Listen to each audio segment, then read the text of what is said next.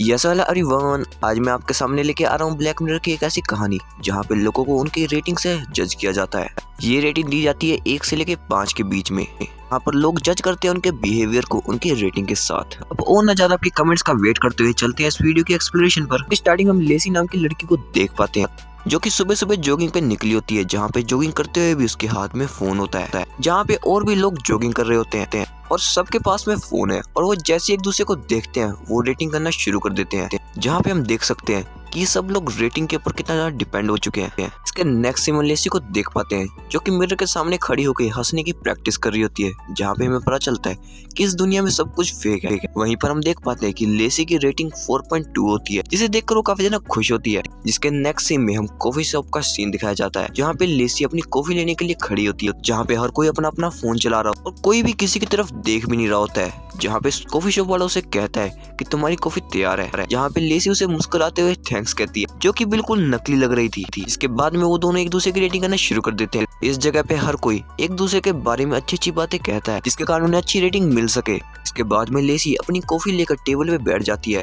और उसकी एक पहले पिक्चर क्लिक करती है। इसके कुछ ही देर बाद उसकी रेटिंग कुछ इम्प्रूव हो जाती है और जब लेसी उस कॉफी को पीती है तो उसे वो बिल्कुल भी अच्छी नहीं लगती। वो ये सब अपनी रेटिंग बढ़ाने के लिए करती है। असलियत में तो उसे कॉफी पीना बिल्कुल भी अच्छा नहीं लगता है। जिसके बाद में लेसी ऑफिस में जाती है अपना काम करने के लिए, जहाँ पे उसे एक बंदा फ्रूट जूस ऑफर करता है, जिसकी रेटिंग देखकर वो काफी ज्यादा घबराती है उसे बात करने के लिए, क्योंकि उसकी रेटिंग होती है 3.1। लेकिन वो फिर भी हिचकिचाते हुए उसके साथ बात करना शुरू करती है, जिसे देखकर ऑफिस के बाकी एम्प्लॉय उसे देखकर हैरान हो जाते हैं।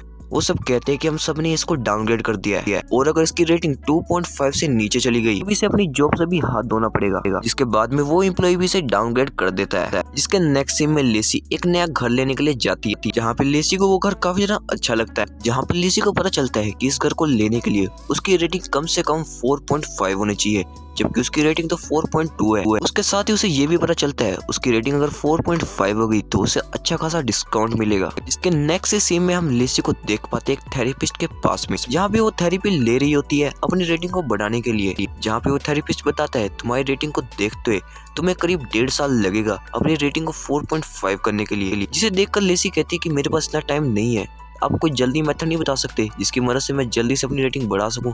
जहाँ पे वो कहता है तो इसके लिए सिर्फ एक ही तरीका है, तुम्हें 4.5 से बड़ी रेटिंग वालों से दोस्ती करनी होगी ताकि वो तुम्हें अच्छी रेटिंग दे और तुम्हारी रेटिंग जल्दी से बढ़े।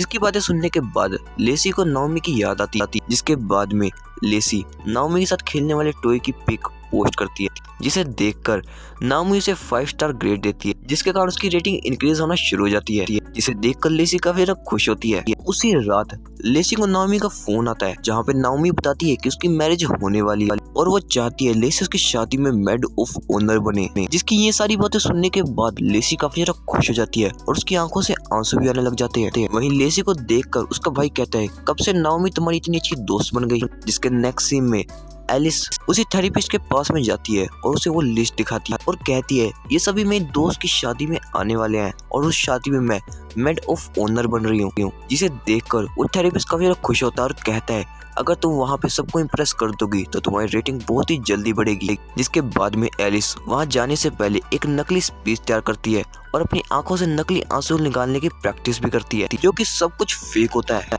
वहीं पर नाओमी की शादी में जाते वक्त लेसी की उसके भाई के साथ लड़ाई होती है, जिसके बाद में उसका भाई उसे डाउनग्रेड कर देता है। की बातें सुनने के बाद और घर से बाहर निकलने पर उसे पता चलता है कि उसकी कैब भी छूट गई है। जिसके बाद में गुस्से में जल्दी जल्दी बाहर निकलती है और बाहर निकलते वक्त वो 4.8 रेटिंग वाली लड़की से टकरा जाती है, जिसके बाद में वो भी उसे डाउनग्रेड कर देती है। जहाँ पे लेसी जब कैब में बैठती है तब नाओमी का फोन आ जाता है और उसके साथ काफी ज्यादा हंसते हुए बात कर रही होती है और जिसकी हंसी उस कैब ड्राइवर को अच्छी नहीं लगती। जिसके बाद में उसे उसके डेस्टिनेशन पर छोड़ने के बाद उसे डाउनग्रेड कर देता है।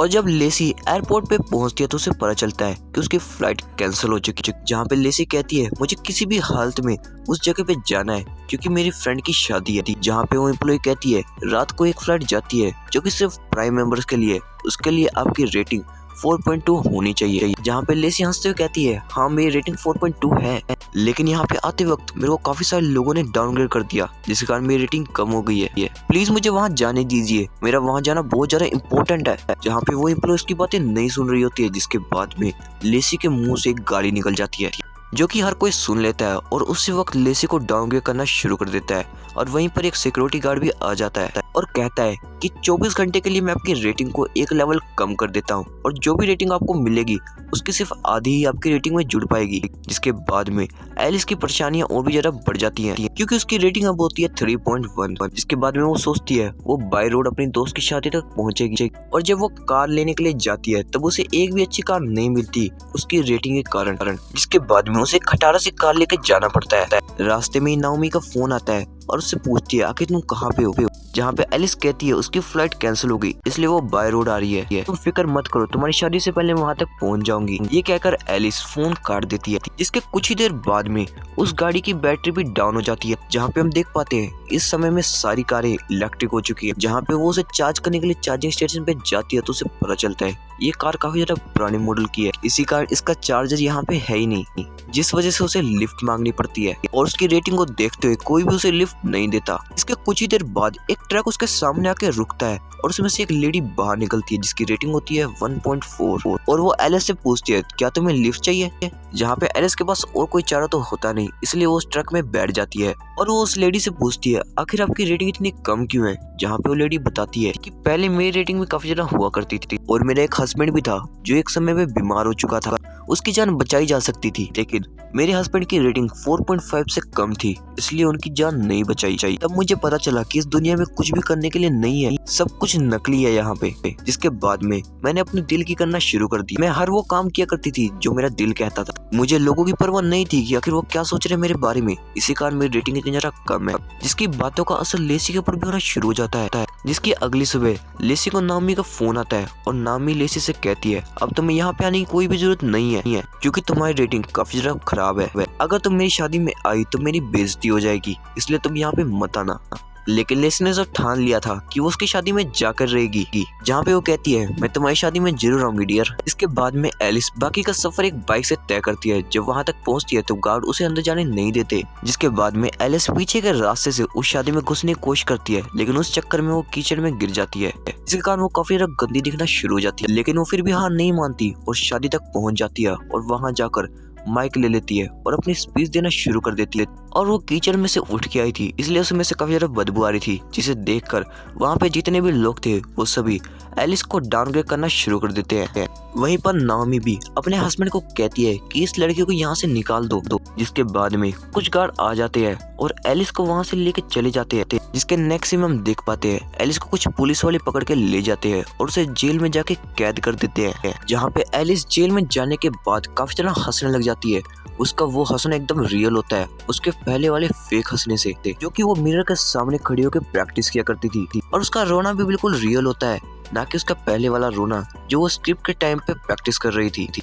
जहाँ पे हम देख पाते हैं उसके सेल के सामने एक और आदमी बैठा होता है जिसके साथ वो कुछ बातें करना शुरू कर देती है। जिसके कुछ ही देर बाद एलिस उसे गालियां देना भी शुरू कर देती है। इसकी बातें सुनने के बाद वो आदमी भी खड़ा होता है और उसे गालियां देना शुरू कर देता है, जहाँ पे वो दोनों एक दूसरे को गालियां दे रहे होते हैं और हंसना भी शुरू कर देते हैं। और इन्हें रोकने वाला भी कोई नहीं होता है और ना ही कोई इन्हें जज करने वाला होता है। होने को तो ये इनके लिए जेल होती है लेकिन यहाँ पे बाहर से ज्यादा फ्रीडम है। यहाँ पे ये कुछ भी बोल सकते हैं लेकिन बाहर इन्हें बोलने से पहले 10 बार सोचना पड़ता है कि इनके बारे में सामने वाला क्या सोचेगा। लेकिन अब इन्हें इसके बारे में कोई भी फिक्र नहीं है कि इनके बारे में सामने वाला क्या सोचेगा।